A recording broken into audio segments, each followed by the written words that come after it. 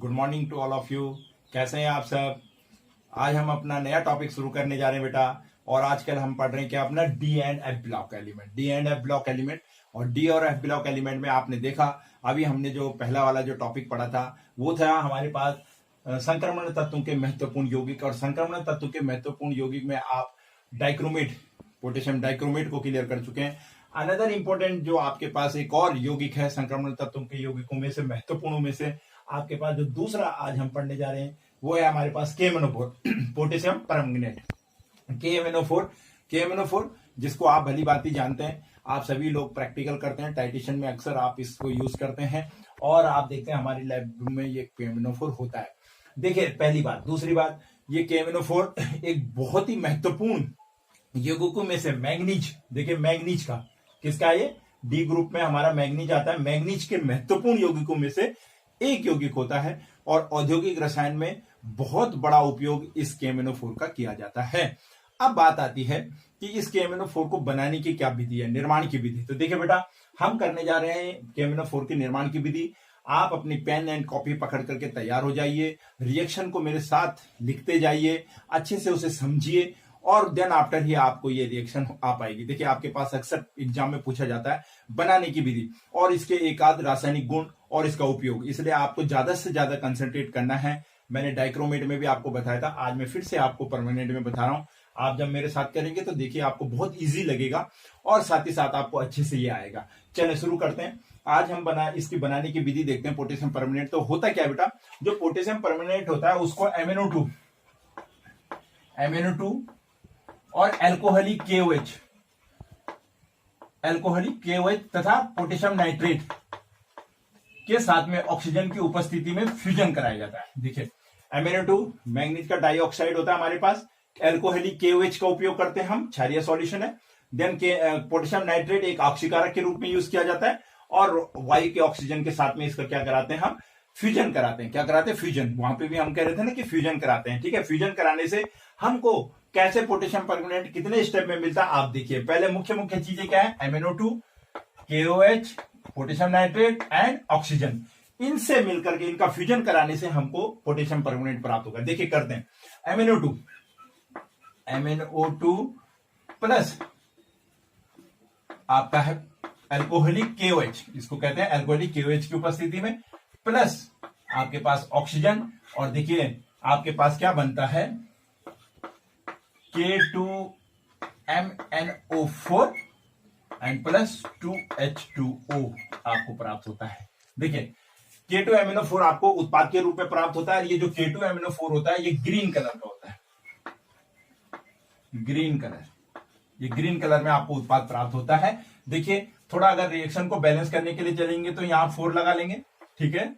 ये 4 हो जाएगा तो यहां हमारा 2 हो जाएगा, ठीक है, क्योंकि 2K हो गया, यहां पे हमारा 2 हो जाएगा। इस प्रकार से आप देखेंगे रिएक्शन बैलेंस हो जाएगी। बैलेंस करना कोई बड़ी बात नहीं है, आप लोगों को अच्छे से आता है।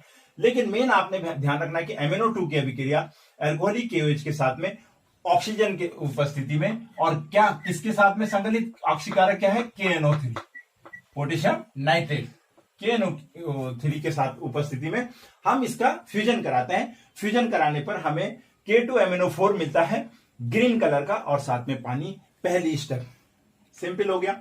किस तरीके से हमें क्या मिला, KMnO2। अब होता क्या है, जो ये K2MnO4 है, देखिए बेटा हम जब इनके यौगिकों को पढ़ते हैं, मैं कल भी आपको कह रहा था कि आपको ये देखना पड़ता है कि जो ये डी ब्लॉक के तत्व हैं जैसे क्रोमियम है, मैग्नीज है, इनके यौगिकों को जब आप पढ़ते हैं तो आगे पोटेशियम हो, नाइट्रेट, सोडियम हो, कुछ भी हो, मेन होता है इनका आयन।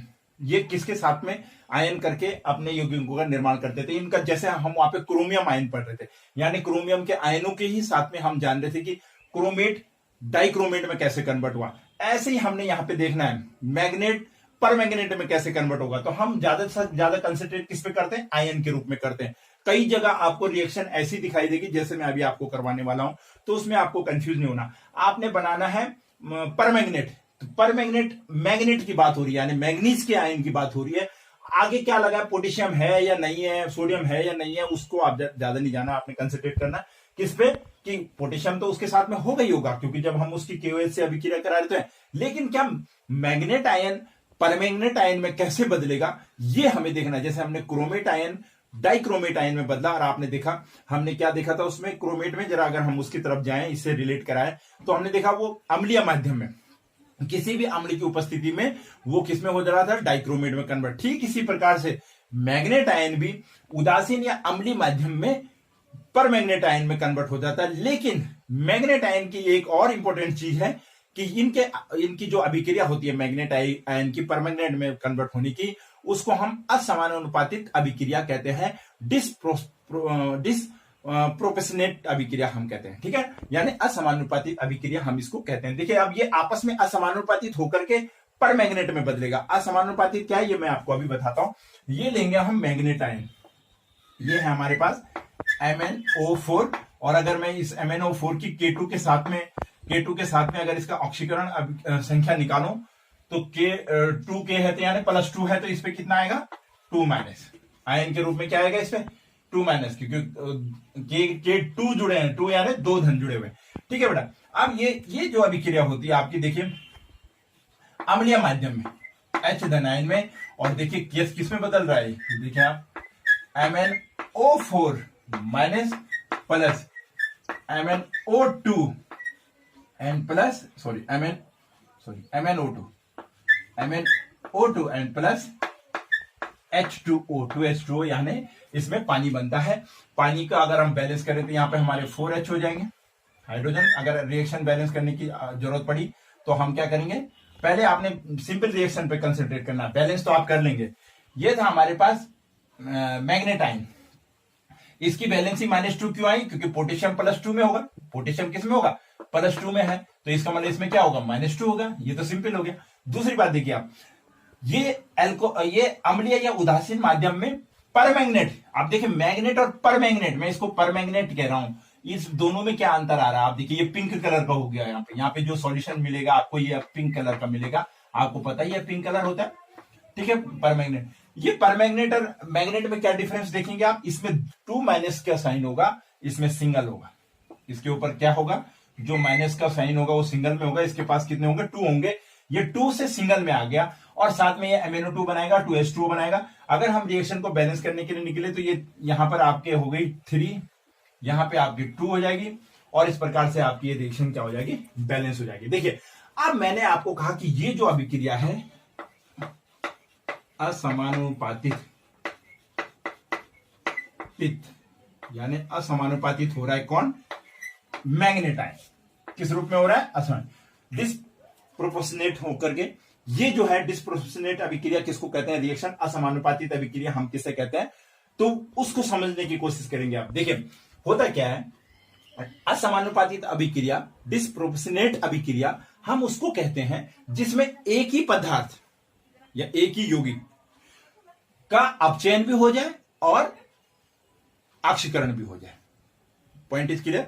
असमानुपातित अभिक्रिया हम उस अभिक्रिया को कहते हैं जिस अभिक्रिया में एक ही पदार्थ या एक ही यौगिक का क्या हो, आपका ऑक्सीकरण भी हो जाए और अपचयन भी हो जाए, ऐसी अभिक्रिया को हम असमानुपातित अभिक्रिया कहते हैं। मैग्नेट आयन अम्लीय माध्यम में असमानुपातित अभिक्रिया प्रदर्शित करके परमैग्नेट आयन में बदल जाता है, परमैग्नेट आयन में बदल जाता है। देखिए कैसे, यहां चेक करिए आप, अगर आप यहां पे देखें तो ये -2 में है, यानी ये ऊपर, इसके ऊपर -2 है। अगर मैं इसमें Mn की ऑक्सीकरण संख्या निकालूं तो आपको पता है ऑक्सीजन पे -2 होता है, तो 4 2 जा 8 में से 2 माइनस हो जाएगा, तो कितना हुआ यहाँ पे हमारे पास +6।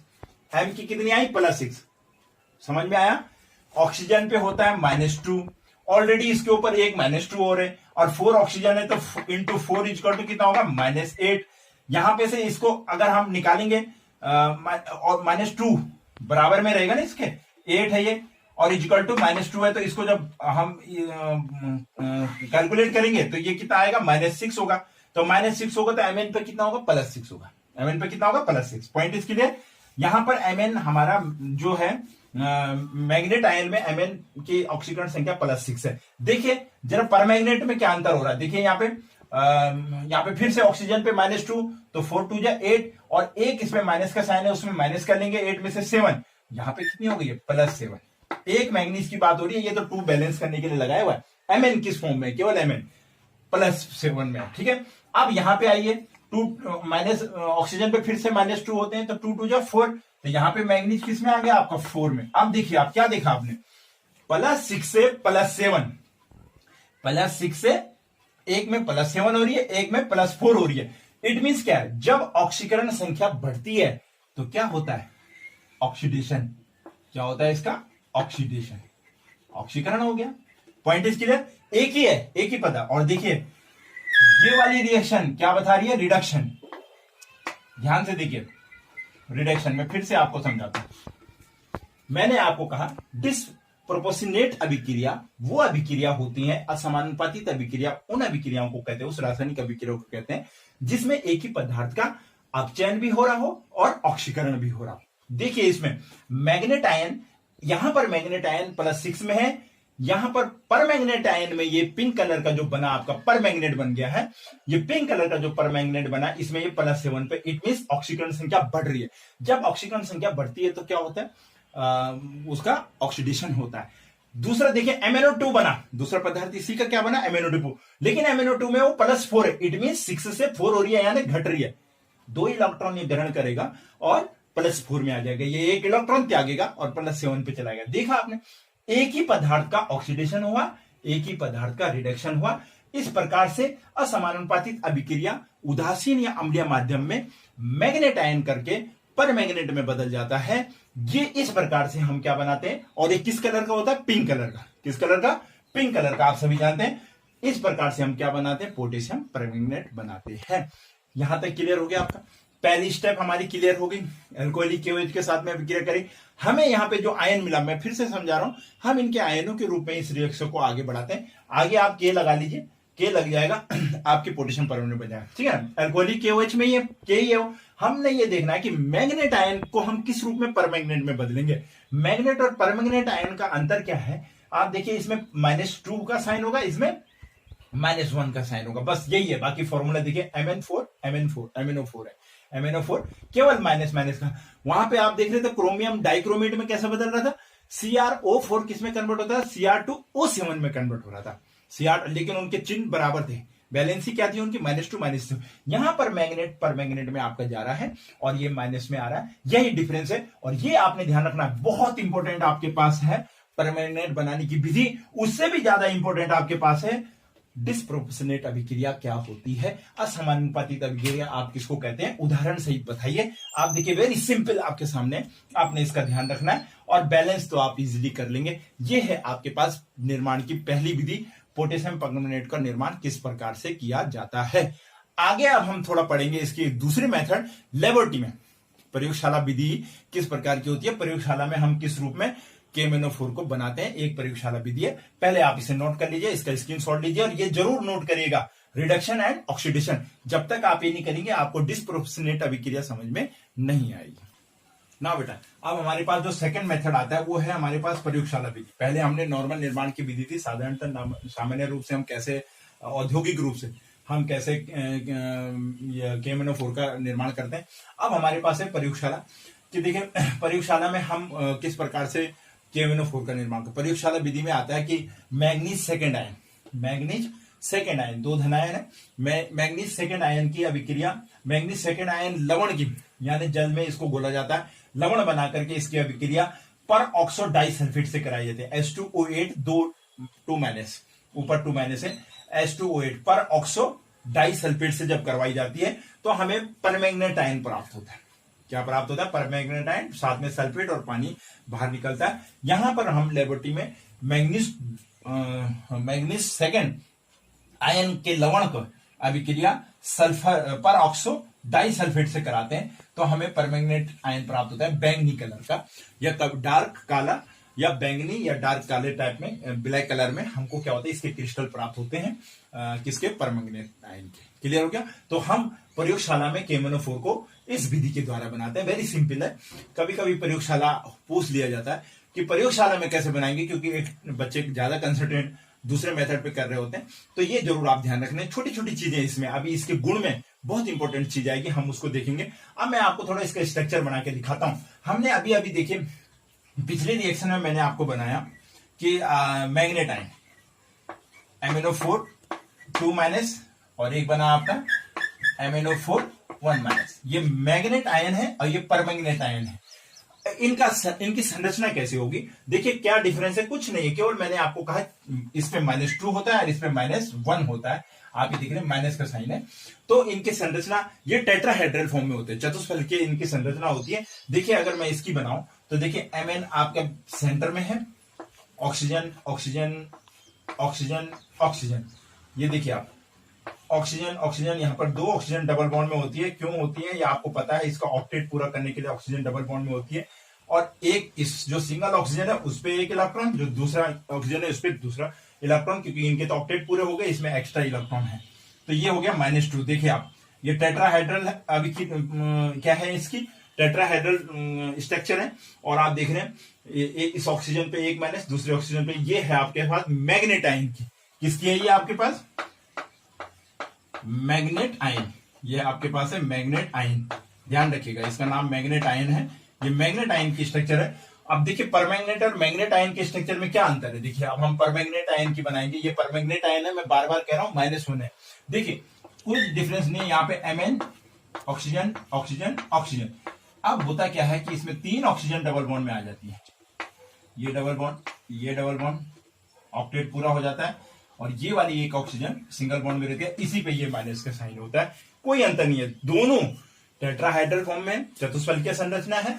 बस सिर्फ अंतर यह है कि इसमें एक ऑक्सीजन एक्स्ट्रा होती है डबल बॉन्ड में, इसमें नहीं होती है। इसमें 2 माइनस के साइन है, इसमें एक ही माइनस है क्योंकि बाकी 3 का ऑक्टेट पूरा है। ये एक्स्ट्रा यहाँ पे इसके पास इलेक्ट्रॉन है, इसलिए आप देखिए इसमें माइनस के साइन। ये है परमैंगनेट, ये है मैग्नेट, और ये क्या है आपका परमैंगनेट, परमैंगनेट आयन।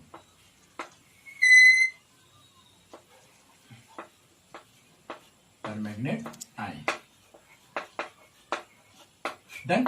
ये परमैंगनेट है, ये मैग्नेट है, ये इसकी संरचना है। ये संरचना मैंने आपको बना दी यहाँ पे संरचना। तीसरा पॉइंट, 2 तो आपके होंगे कि बनाने की विधि, अगला आता है कि उसकी संरचना कैसी है। तो टेट्राहेड्रल है, बिल्कुल क्रोमियम आयन डाइक्रोमेट आयन जैसी है।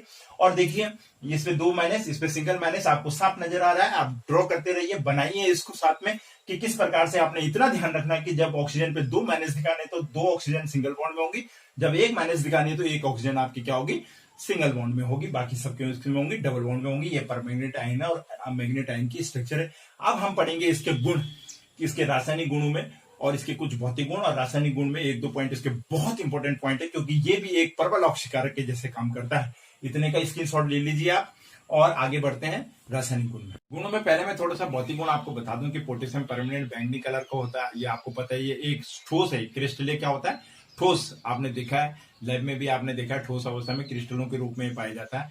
इसका जो गलनांक है ये 523 केल्विन इसका गलनांक होता है। और साथ ही साथ ये पानी में, सामान्य ताप पर पानी में मीडियम रूप से ये घुलता है, यानी इसकी विलेयता मध्यम है पानी में साधारण ताप पर। ये तो इसके साधारण भौतिक गुण है। अब रासायनिक गुण आता है, और रासायनिक गुण में जो सबसे इंपॉर्टेंट गुण आता है इसका ऑक्सीकारक गुण, यानी ऑक्सीडाइजिंग एजेंट के रूप में या ऑक्सीडाइजिंग प्रॉपर्टी। जिस प्रकार से मैंने आपको डाइक्रोमेट बताया था कि एक प्रबल ऑक्सीकारक के रूप में काम करता है, ठीक उसी प्रकार से KMnO4 भी एक बहुत प्रबल ऑक्सीकारक के रूप में क्या करता है, काम करता है। इसीलिए आप उसको अपने टाइट्रेशन में यूज करते हैं। तो प्रबल ऑक्सीकारक के रूप में KMnO4 काम करता है। प्रबल ऑक्सीकारक के रूप में ये किस किस फॉर्म में काम करता है? देखिए हमने डाइक्रोमेट के अम्लीय मीडियम पढ़ा था, लेकिन ये तीनों माध्यमों में काम करता है। देखिए ये अम्लीय माध्यम में भी ऑक्सीडाइज होता है, ये OH माध्यम में भी ऑक्सीडेशन की क्रिया करता है, और ये लाइट मतलब दुर्बल क्षारीय या उदासीन माध्यम में भी ऑक्सीकारक प्रॉपर्टीज ये शो करता है। ठीक है, देखिए मैंने 3 चीजें आपके लिए यहाँ पे बनाई है कि ये KMnO4 है हमारा पोटेशियम परमैंगनेट, अम्लीय माध्यम में भी ऑक्सीकारक गुण प्रदर्शित करता है, क्षारीय माध्यम में भी करता है, और न्यूट्रल माध्यम या दुर्बल क्षारीय माध्यम में भी ऑक्सीडाइजिंग गुण इसके अंदर होता है, ऑक्सीडाइजिंग प्रॉपर्टी दिखाता है। अब जब अम्लीय माध्यम में ये ऑक्सीडेशन इसका होता है तो इसकी जो अम्लीय माध्यम में ऑक्सीडेशन में जो प्रोडक्ट बनता है वो Mn2 धनायन बनता है। अभी मैं आपको इसके रिएक्शन करके दिखाता हूं। ये जो मेन चीज है इसको आपको ध्यान रखना है। यदि आपको ये 3 स्टेप, ये 3 लाइनें याद हो गई तो आप इसके ऑक्सीकारक गुण के कारण इससे होने वाली रिएक्शनों को बड़ी आसानी से कर लेंगे। फिर से मैं आपको कह रहा हूं, अम्लीय माध्यम में Mn, और देखिए क्षारीय माध्यम में MnO4 2- यानी मैग्नेट आयन। परमैंगनेट फिर से क्षारीय माध्यम में किस में कन्वर्ट होता है, मैग्नेट और ग्रीन कलर का होता है, मैग्नेट से तो हमने परमैग्नेट प्राप्त किया था। और देखिए क्षारीय माध्यम में या लाइट दुर्बल क्षारीय माध्यम न्यूट्रल माध्यम में ये MnO2 बनाता है। क्या बनाता है? आइए अब इसकी थोड़ा अम्लीय माध्यम में ऑक्सीडेशन वाली रिएक्शन देखते हैं, किस प्रकार से ये क्या कहते हैं अम्लीय माध्यम में अभिक्रिया करता है, क्षारीय माध्यम में अभिक्रिया करता है और उदासीन माध्यम में अभिक्रिया करता है। वही अर्ध अभिक्रिया का इस्तेमाल करके हम बाकी तत्वों को ऑक्सीडाइज कराएंगे। देखिए ये KMnO4 यानी हम फिर से मैग्नेट आयन लेंगे। देखिए यहां पर ये MnO4 है, मैग्नेट आयन है, MnO4 परमैग्नेट आयन, सिंगल ऋण होता है, परमैग्नेट है ना KMnO4। ये Mn बना रहा है, प्रोडक्ट क्या बन रहा है इसका, डैश कर देंगे हम Mn। अब मैं आपको फिर से समझा रहा हूं, देखिए प्रोडक्ट Mn बना, सिंपल अर्ध अभिक्रिया हम लिखते हैं। फिर से हम क्या कर रहे हैं, ऑक्सीकरण अपचयन अर्ध अभिक्रियाओं को लिखने का प्रोसेस कर रहे हैं। वो विधि मैंने आपको अच्छे से, आपको कक्षा 11 में ये अच्छे से आती है। फिर से मैं आपको बता रहा हूं, मैंने क्रोमेट आयन में बोला था, हम डायरेक्ट देखिए ये देखेंगे कि MnO4 Mn2 धनायन में कन्वर्ट हुआ, क्लियर है। अब हमें ये देखना है कि इसमें हम सबसे पहले क्या करते हैं, मॉलिक्यूल्स को बैलेंस करते हैं। Mn इधर भी एक है, Mn इधर भी एक है, बराबर है, लेकिन ऑक्सीजन इधर 4 है। लिखने का तरीका बता रहा हूं, करने को तो आप इसको याद भी कर सकते हैं, लेकिन कभी कभी याद करने से बढ़िया आप उसको समझे किस प्रकार से हम उसकी ऑक्सीडेशन ये रिएक्शन को लिखेंगे। देखिए ये Mn यहाँ पे ऑक्सीजन 4 में है, लेकिन यहां ऑक्सीजन नहीं है, तो हमें कितने ऑक्सीजन को बैलेंस करने के लिए हम राइट साइड में अम्लीय माध्यम में क्या प्लस करते हैं, हम वाटर मॉलिक्यूल प्लस करते हैं। तो हम कितना करेंगे, यहाँ पे प्लस 4 चाहिए हमको ऑक्सीजन, तो 4H2O कर देंगे। अब देखिए आप, अब इधर भी ऑक्सीजन 4, इधर भी ऑक्सीजन 4, लेकिन अब क्या डिस्टर्ब हो गया आपका हाइड्रोजन। अब हाइड्रोजन इधर 8 हो गई, लेकिन इधर हाइड्रोजन नहीं है, तो इसका मतलब बाईं तरफ हम क्या कर देंगे, प्लस 8H धनायन।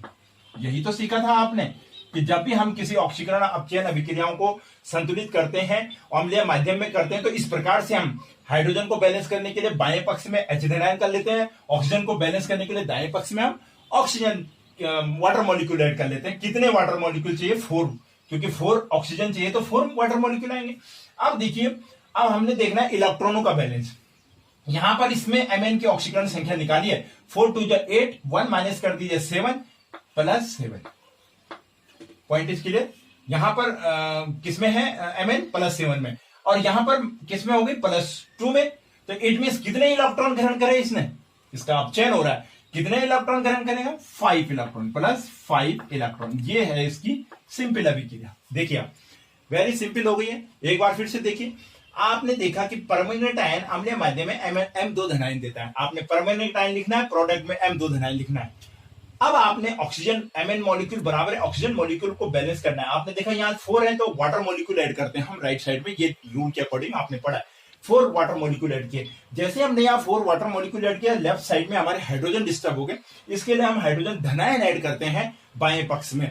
उसके बाद हम इलेक्ट्रॉनों का बैलेंस करेंगे। ये यहाँ पर +7 में है और +7 से +2 पे जा रही है, तो इसका मतलब +7 से +2 हो रही है, यानी घट रही है। तो कितने इलेक्ट्रॉन ग्रहण करे इसने, 5 इलेक्ट्रॉन ग्रहण करे। ये अम्लीय माध्यम की अभिक्रिया है। किस माध्यम के, अम्लीय। अब देखिए OH माध्यम में, देखिए इसकी प्रोसेस, OH माध्यम में, क्षारीय माध्यम में MnO4 मैग्नेट आयन आपका 4 और कन्वर्ट हो रहा है किसमें, MnO4 परमैंगनेट आयन है और कन्वर्ट किसमें हो रहा है, MnO4 2 माइनस में, परमैंगनेट में। ऑक्सीजन बराबर Mn बराबर केवल क्या देखना है आपने, इलेक्ट्रॉन। यहां पर देखिए इसका ऑक्सीडेशन नंबर यहां कितना है, यहां पर ये 7 +7 में है, सिंपल है। और यहां कितने पे हो रही है, देखिए आप जरा, यहां पर हो गया आपका 4 2 8, 2 माइनस कर देंगे 6 +6 में, यानी 1 इलेक्ट्रॉन ग्रहण करेगा। तो इस मतलब बाएं पक्ष में हम क्या लिख लेंगे, इलेक्ट्रॉन। पॉइंट इसके लिए इलेक्ट्रॉन ग्रहण करके +6 में चला गया, घट रही है, यानी अपचयन हो रहा है। देखिए आप, जब ये इसका अपचयन होगा तभी तो ये दूसरे को ऑक्सीकृत करेगा। ऑक्सीकरण किसका करेगा, एक अपचयन अभिक्रिया होती है, एक ऑक्सीकरण अभिक्रिया होती है। डोनेट हो गया। ये किस मीडियम में है आपका, क्षारीय माध्यम में। ये अम्लीय माध्यम की अभिक्रिया, क्षारीय। मैं आपको लिखना सिखा रहा हूं। देखिए अब इस वाले मीडियम में देखते हैं, लाइट क्षारीय, दुर्बल क्षारीय माध्यम में या न्यूट्रल माध्यम में कैसे होती है। Again we have MnO4 permanganate ion O4, और ये कन्वर्ट हो रहा है MnO2 में। प्रोडक्ट क्या बन रहा है आपका, MnO2 में। देखिए अब देखिए सबसे पहले ये माइनस चिन्ह, यहां पे 4 है, यहां पे 2 है। ऑक्सीजन इधर 4 है, इधर 2 है। ऑक्सीजन को बैलेंस करना है, कितने का डिफरेंस है ऑक्सीजन में? 2 का। तो प्लस कितने वाटर मॉलिक्यूल ऐड कर लेंगे? 2H2O। अब देखिए यहां पर हाइड्रोजन डिस्टर्ब हो गया आपके, तो यहां पे कितने हाइड्रोजन धनायन हो जाएंगे? 4 हाइड्रोजन धनायन। क्लियर हो गया? अब देखिए आपका हाइड्रोजन बराबर Mn बराबर ऑक्सीजन बराबर, अब इनकी ऑक्सीजन संख्या निकालिए, यहां पे कितनी है? +7, और +7 से कितने में कन्वर्ट हो रहा है? देखिए आप साइड पे अगर मैं आपसे कहूं कि फटाफट करिए आप, तो कितना निकालेंगे आप? 2 2 जा 4, -4 से तो ये +4 हो रही है। पॉइंट इसके ऑक्सीजन पे 2 होते हैं, 2 2 जा 4, 4 माइनस है तो +4 में, तो कितने इलेक्ट्रॉन इसने ग्रहण किए? 7 से 4 में कन्वर्ट होने के लिए 3 इलेक्ट्रॉन, लाइक दिस।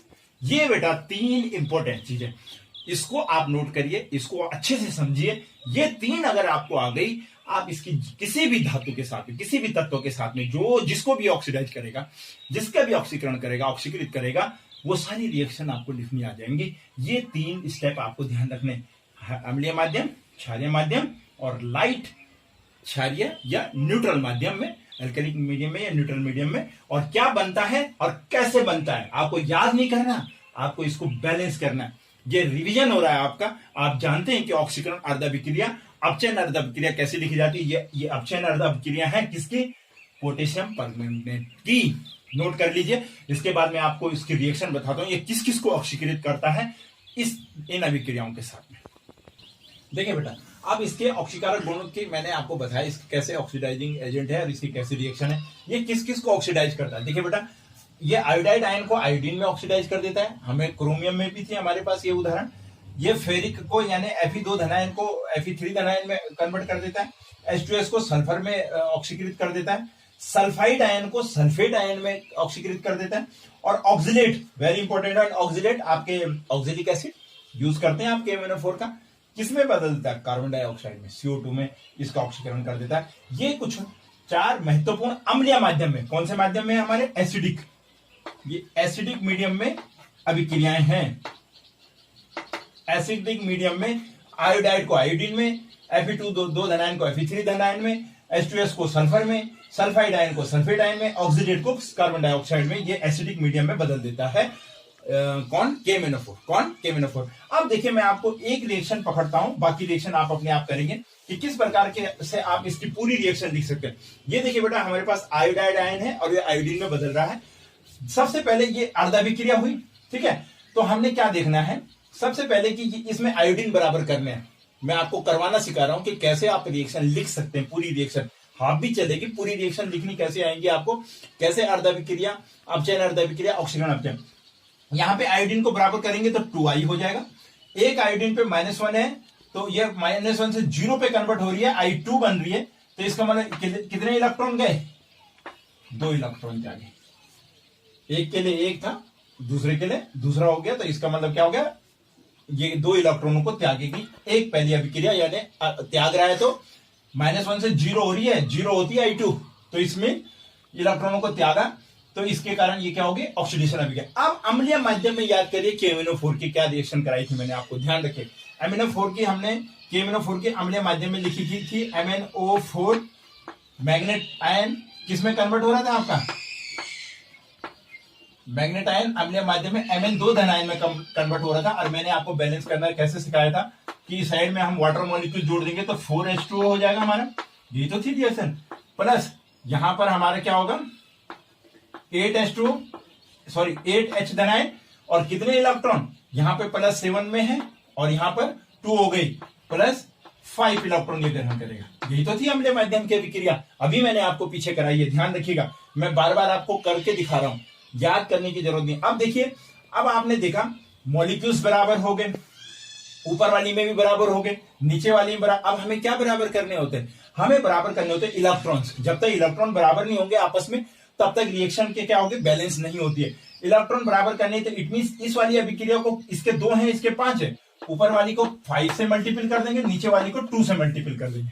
यही तो होगा इलेक्ट्रॉन बराबर करने के लिए। आइए जरा करके देखते हैं। ऊपर वाली को 5 से मल्टीपल करें, क्या आएगा आपके पास? 10I minus arrow 5I2 plus कितने आया आपके यहाँ पे 10 इलेक्ट्रॉन, 5 2 10। नीचे वाली को 2 से करेंगे तो क्या आएगा हमारे पास 2MnO4 माइनस प्लस 16H धनायन प्लस 10 इलेक्ट्रॉन, इलेक्ट्रॉन बराबर हो गए, एरो Mn 2Mn 2 धनायन प्लस 8H2। डन। दोनों को हमने इलेक्ट्रॉन बराबर करने के लिए क्या कर दिया, सेकंड स्टेप में माइनस कर दिया। ये फर्स्ट स्टेप थी, ये आपकी क्या है सेकंड स्टेप। ये है आपके 10 electron right side, 10 electron left side arrow के। आप जोड़ दीजिए रिएक्शन, कंप्लीट रिएक्शन क्या हो गया आपकी 10I आयोडाइड प्लस नीचे वाले का भी कार्य क्या है 2MnO4 माइनस प्लस नीचे वाले, ऊपर वाले में दूसरा भी कारक नहीं है, नीचे वाले में दूसरा क्या है, नीचे वाले में दूसरा आपके पास 16H धनायन। आप कोई अभी कारक है नहीं है, एरो राइट साइड में प्रोडक्ट में जाइए 5I2 ऊपर वाले में, नीचे वाले का प्रोडक्ट क्या है 2Mn2 धनायन एंड प्लस ऊपर कुछ नहीं है, नीचे क्या है H2O। ये है आपकी कंप्लीट रिएक्शन। कैसे ऑक्सीडाइज कर दिया आयोडाइड को आयोडीन में, और कैसे अपने आप किसमें अपचित हो गया 2Mn धनायन। ये प्रोसेस है आपकी बेटा। किसी अभिक्रिया को पूर्ण रूप से आप कैसे लिखेंगे, आधी आधी लिख करके दोनों को कैसे लिखना, ये आपको प्रैक्टिस करनी है। जब तक आप इसको प्रैक्टिस नहीं करेंगे, बार बार नहीं करेंगे, 11 का रिवाइज नहीं करेंगे तो आपको ये नहीं आएगी। ये बहुत सिंपल प्रोसेस है। इस प्रकार से मैंने आपको पहले करा दिया है। आप आयरन की करिए, आप हाइड्रोजन सल्फाइड के करिए, ऑक्सीडेट के करिए। अगर आपको कहीं पे कोई प्रॉब्लम आती है तो कमेंट्स बॉक्स में जाकर के लिखिए कि सर ये वाली रिएक्शन हमारी समझ में नहीं आई, हमने किस प्रकार से इसके साथ में मिला करके इसका ऑक्सीकरण अपचयन अभिक्रिया को मिला करके कंप्लीट रिएक्शन लिखनी थी, तो मैं उसको आपकी प्रॉब्लम को सॉर्ट आउट करूंगा। आप ये सोचिए कि आपका होमवर्क है। तो प्यारे बच्चों, ये हमारा बोर्ड का क्वेश्चन कंप्लीट हुआ। आज के लिए इतना बहुत है, वीडियो बहुत लंबा खींच रहा है। नेक्स्ट वीडियो में मैं इसकी उदासीन और क्षारीय माध्यम की अभिक्रियाएं आपको कराऊंगा। आप बने रहिए, वीडियो को देखते रहिए, और देखिए जब आप वीडियो देखेंगे तभी आपको इस तरीके से प्रोसेस पता लगेगी कि कैसे आपको इसको सॉल्व। साथ ही साथ आप स्वयं में आयरन को, हाइड्रोजन सल्फाइड को, सल्फाइड आयन को, इन वाली रिएक्शनों को इस रूप में लिखिए। अम्लीय मीडियम में किस प्रकार से आप उसके बैलेंस करके लिख सकते हैं वो जरूर लिखिएगा, फीडबैक जरूर भेजिएगा। Thank you.